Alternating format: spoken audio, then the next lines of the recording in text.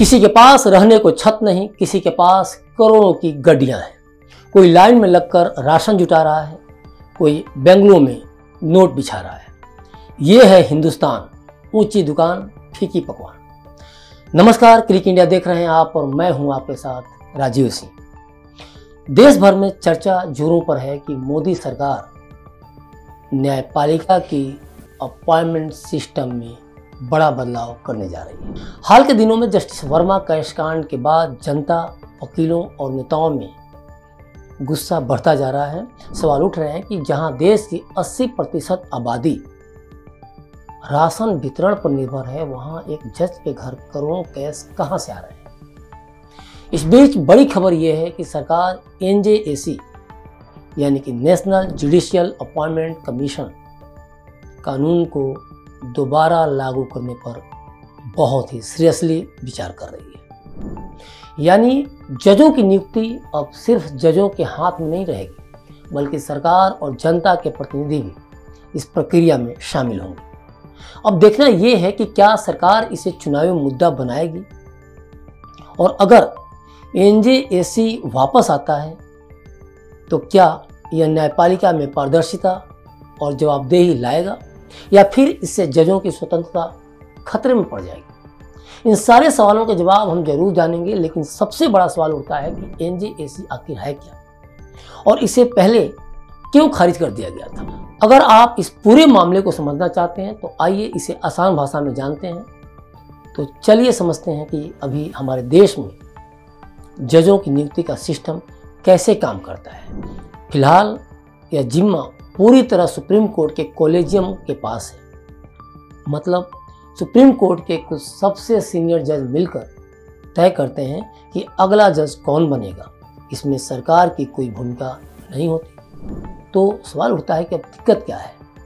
दिक्कत यह है कि इस प्रक्रिया में पारदर्शिता नहीं है, यानी कि ट्रांसपेरेंसी नहीं है। सोचिए, बिना किसी बाहरी निगरानी या सरकारी हस्तक्षेप के अगर किसी स्कूल का प्रिंसिपल अपने सभी टीचर्स खुद ही अपॉइंट करता है, तो क्या ये उस स्कूल, समाज और स्टूडेंट्स के लिए सही होगा?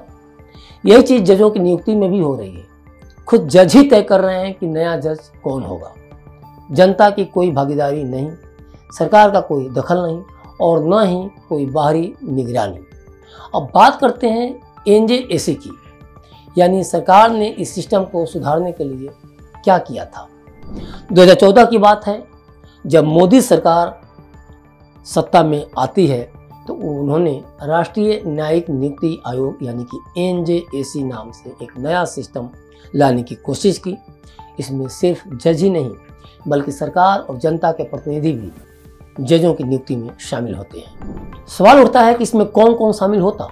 भारत के मुख्य न्यायाधीश यानी कि CJI, जो कि इस कमेटी के अध्यक्ष होते, सुप्रीम कोर्ट के 2 सीनियर जज, देश के कानून मंत्री और 2 प्रतिष्ठित व्यक्ति जिन्हें प्रधानमंत्री, विपक्षी नेता और CJI मिलकर चुनते। इससे फायदा ये होता कि जजों की नियुक्ति सिर्फ उन्हीं के हाथ में नहीं रहती, बल्कि सरकार और बाहरी लोग भी इस प्रक्रिया में शामिल होते, जिससे पूरी सिस्टम या पूरी प्रणाली ज़्यादा पारदर्शी बनती। अब सवाल ये है कि फिर NJAC को खत्म क्यों कर दिया गया।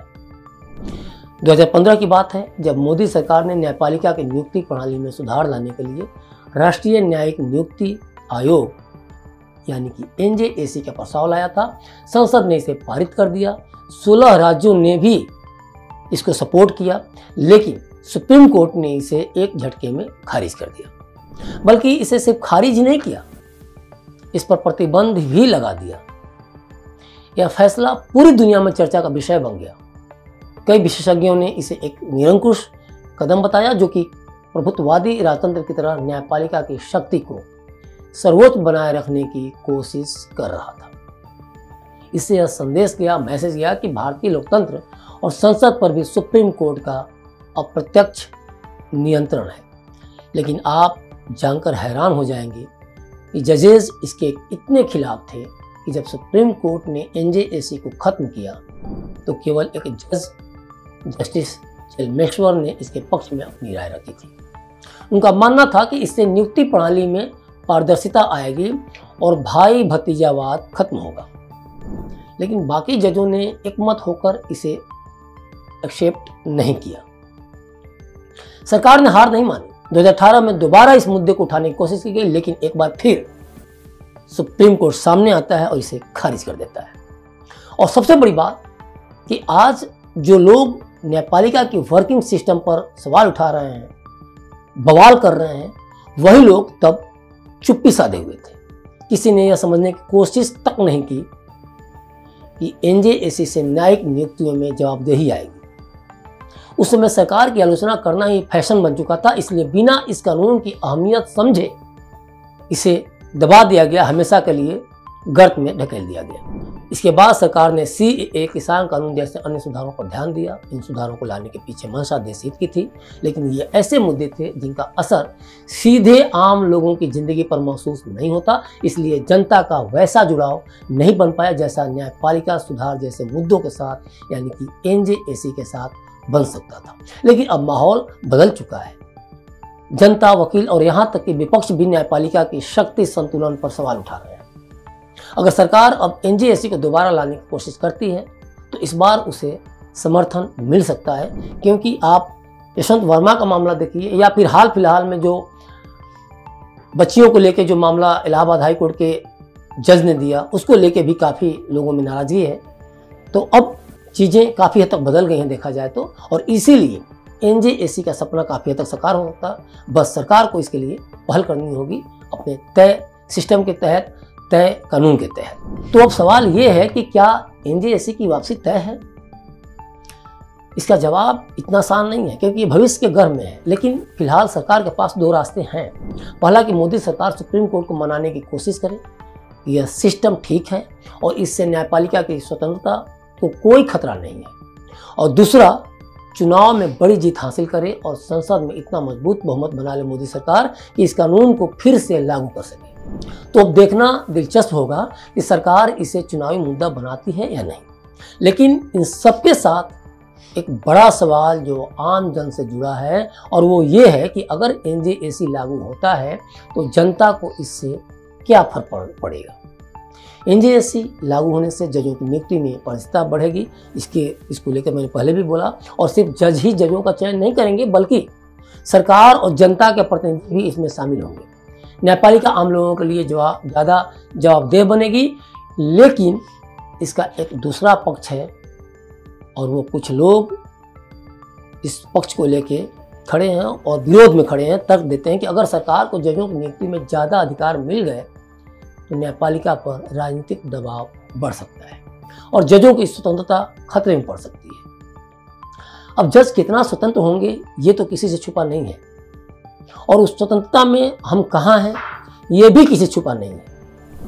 स्वतंत्रता ही तो है कि करोड़ों नोट जल रहे हैं और कार्रवाई के नाम पर स्मार्टनेस दिख रही है सिर्फ ट्रांसफर। और यही हो रहा है जब भी सरकार ने न्याय व्यवस्था को भी जवाबदेह बनाने की कोशिश की तो इस तरह का प्रोपेगेंडा फैलाया गया कि मोदी सरकार सुप्रीम कोर्ट को कंट्रोल करना चाहती है, जबकि सच्चाई ये है कि मोदी सरकार ने जब न्यायिक नियुक्तियों में पारदर्शिता लाने की बात की, एनजेएसी लागू करने की कोशिश की, तो उसे लगा यह एक तार्किक और आवश्यक सुधार है।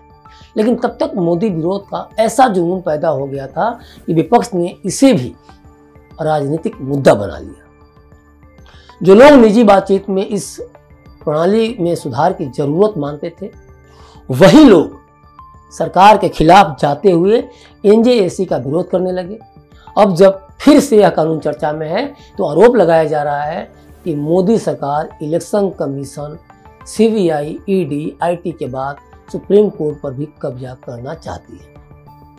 मजेदार बात यह है कि जो जनता उस समय इस कानून के फायदे समझाने के लिए, समझने के लिए तैयार नहीं थी, वही आज सोशल मीडिया पर इसे लेकर बहस कर रही है। लेकिन अब सरकार की स्ट्रैटेजी बदल चुकी है। अब वह सीधा वार करने में नहीं बल्कि दबाव बनाने में यकीन कर रही है। अब सरकार ने सीधे तौर पर लड़ने की जगह टेढ़ी उंगली वाली रणनीति अपनाई है।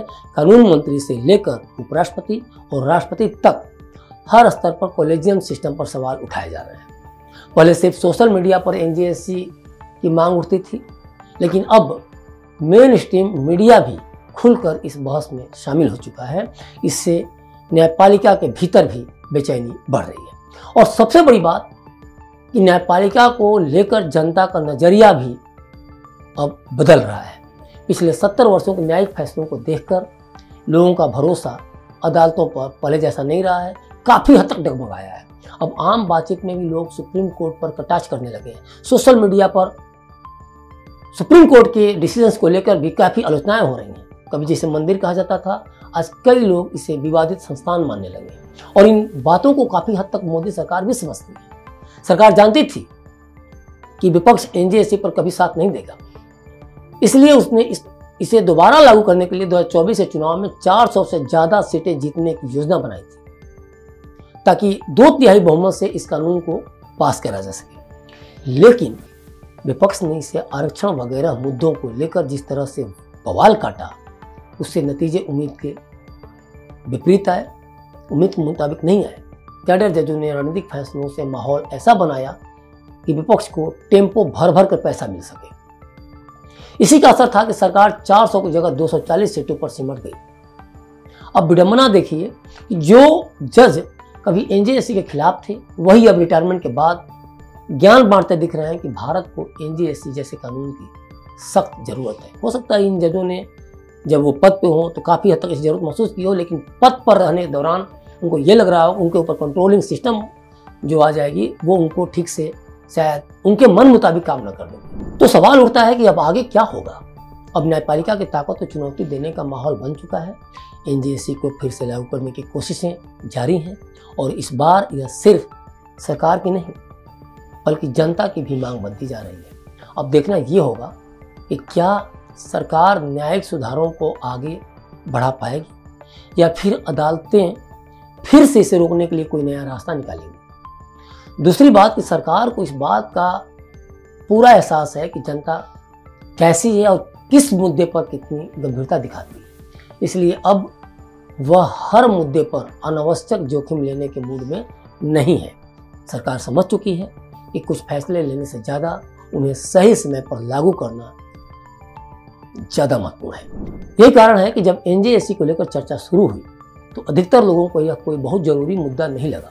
उन्हें यह समझ ही नहीं आया कि न्यायपालिका में सुधार उनके जीवन को कितना प्रभावित कर सकता है। लेकिन रियलिटी यही है कि कोर्ट के रोजमर्रा के फैसले ही आम लोगों के जीवन, उनकी सिक्योरिटी, आमदनी और सोच तक को गहराई से प्रभावित करते हैं। और ये हकीकत है कि अगर हम न्यायपालिका के पिछले कुछ वर्षों के फैसलों का विश्लेषण करें तो यह साफ दिखता है कि जजों के फैसले सिर्फ कानूनी नहीं बल्कि सामाजिक और आर्थिक प्रभाव भी छोड़ते हैं। कभी कोई कानून लागू हो जाता है, कभी किसी कानून को रोक दिया जाता है, कभी किसी आतंकी के लिए आधी रात हियरिंग होती है। आश्चर्य मत कीजिए, 1993 के मुंबई सीरियल बम धमाके के दोषी याकूब मेनन की याचिका को जब राष्ट्रपति की ओर से खारिज कर दिया गया था, तब 30 जुलाई 2015 की आधी रात को सुप्रीम कोर्ट का दरवाजा खुलता है और 3:20 पर, सोचिए सुबह के 3:20 पर सुप्रीम कोर्ट में सुनवाई शुरू होती है और सुबह के 4:57 तक ये हियरिंग चलती है। तो कभी किसी बड़े अपराधी को बेल मिल जाती है और ये सब उस देश के कोर्ट में होता है जहां किसी को सजा मिलने में दशकों लग जाते हैं। हजारों लाखों मामले पेंडिंग हैं कोर्ट में।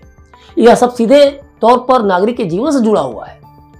अब सरकार भी सच्चाई को पहचान चुकी है। वह एनजेएसी जैसे सुधारों पर जल्दबाजी करने के बजाय सही माहौल पर ध्यान दे रही है, बनाने पर ध्यान दे रही है, ताकि जब इसे दोबारा लागू करने की बारी आए तब जनता खुद इसके समर्थन में खड़ी हो। अब देखना यह होगा कि क्या सरकार इस बार न्यायिक सुधार को पूरी रणनीति के साथ लागू कर पाएगी या फिर वही पुरानी रुकावटें फिर से अड़े आएंगी। तो आप क्या सोचते हैं, एनजेएसी आना चाहिए या नहीं? आपको क्या लगता है कि सुप्रीम कोर्ट हो या हाई कोर्ट हो या डिस्ट्रिक्ट कोर्ट हो या सेशन कोर्ट हो या फिर निचली अदालतें हो, क्या जजों के कार्रवाई प्रणाली पर एक नियंत्रण स्थापित होना चाहिए कि नहीं? हमें कमेंट बॉक्स पर कमेंट कर जरूर बताएं और बने रहें क्लिक इंडिया के साथ। शुक्रिया।